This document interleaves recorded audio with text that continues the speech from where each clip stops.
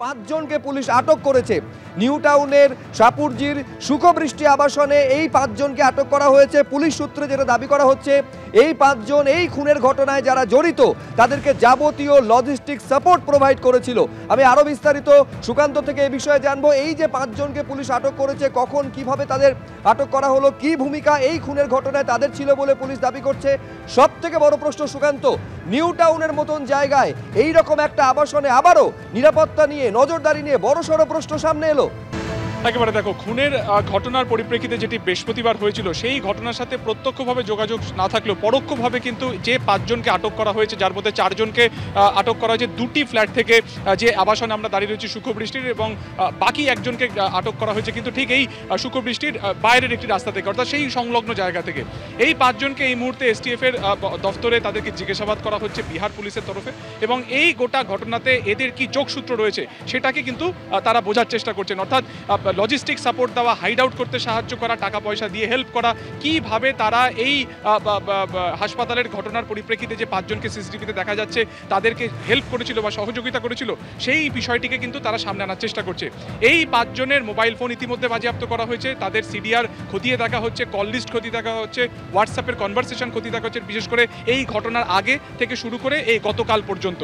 এই যে ব্লক তুমি ছবি দেখতে পাচ্ছ, ক্যামেরা দীপ্তেন্দু চক্রবর্তী দেখা যাচ্ছে M73। আজকে ভোরবেলা 5:48 নাগাদ প্রথম পুলিশের একটি টিম এখানে আসে জয়েন্টলি, যেখানে রাজ্য পুলিশের এসটিএফ ছিল এবং বিহারের পুলিশ ছিল। সেখানে গিয়ে তারা 4th ফ্লোরে চলে যান। তাদের কাছে স্পেসিফিক ইনফরমেশন ছিল যে 406 নম্বর ফ্ল্যাটে 2 জন আত্মগোপন করে রয়েছে। তাদেরকে প্রথমে ধরা হয়, তাদের ফোন বাজেয়াপ্ত করা হয়, এবং সেখান থেকে তারা ইনফরমেশন পায় ঠিক এই বিল্ডিং থেকে আরও 2টো বিল্ডিং পর M70, সেখানে 3 তলাতে 206 নম্বর ফ্ল্যাটে আরও 2 জন আত্মগোপন করে রয়েছে। সেখানে গিয়ে তাদেরকে ধরপাকড় করা হয়। এখনো পর্যন্ত যেটা জানা যাচ্ছে যে এই 4 জন যাদেরকে এই দুটি ফ্ল্যাট থেকে ধরা হয়েছে, একই সঙ্গে তারা 6 থেকে 7 মাস আগে দুটি ফ্ল্যাট রেন্টে নেয়, এবং তারপর থেকে তারা এখানেই ছিল। তাদের যাবতীয় ফোন ইতিমধ্যে বাজেয়াপ্ত করা হয়েছে, তারা কাদের সাথে যোগাযোগ করেছিল সেটা খতিয়ে দেখা হচ্ছে। এবং পুলিশ সূত্রে যেটা জানা যাচ্ছে যে বৃহস্পতিবারে ঘটনার পরিপ্রেক্ষিতে তাদের কাছে কিন্তু ইনফরমেশন এসেছিল যে কলকাতার সাথে কোনো একটা লিঙ্ক রয়েছে।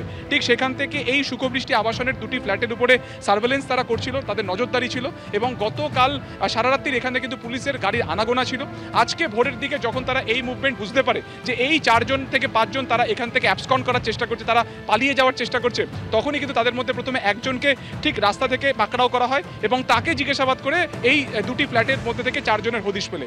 এখনো পর্যন্ত এই 4-5 জনকেই জিজ্ঞাসাবাদ করা হচ্ছে, তাদেরকে গ্রেফতার অফিসিয়ালি এখনো পর্যন্ত করা হয়নি। তার কারণ তাদের কি যোগসূত্র রয়েছে এই খুনের ঘটনার সাথে সেটাকে আপাতত বোঝার চেষ্টা করছেন তদন্তকারীরা, বা সেটাকে তারা প্রমাণ করার নিজেদের মতন করে তারা চেষ্টা করছেন যে কি যোগসূত্র রয়েছে। এর পাশাপাশি সবথেকে বড় প্রশ্ন যেটা হয়ে উঠছে সেটা হচ্ছে নিউ টাউনের মতন জায়গায় সুখবৃষ্টির মতন একটি আবাসন, সেখানে প্রথম এই নিরাপত্তা ঢিলাঢালা ভাবটা সামনে এসেছিল 2021 সালের জুন মাসে, যখন পাঞ্জাবের ভুল্লার গ্যাংয়ের 2 জনকে এনকাউন্টার করা হয়। এনকাউন্টারের থেকে বড় কথা হয় যে তারা এইখানে 40টি বেশি অপরাধ সংঘটিত করার পরে এখানে দীর্ঘদিন তারা আত্মগোপন করেছিল। ফলত প্রশ্ন ওঠে যে এখানে যাদেরকে রেন্টে ভাড়া দেওয়া হয় বা রেন্ট দেওয়া হয়, তাহলে সেক্ষেত্রে কি তাদের ব্যাকগ্রাউন্ড চেক করা হয় না? ফলত সেই সময় এটা নিয়ে একটা বড়সড় প্রশ্ন উঠেছিল।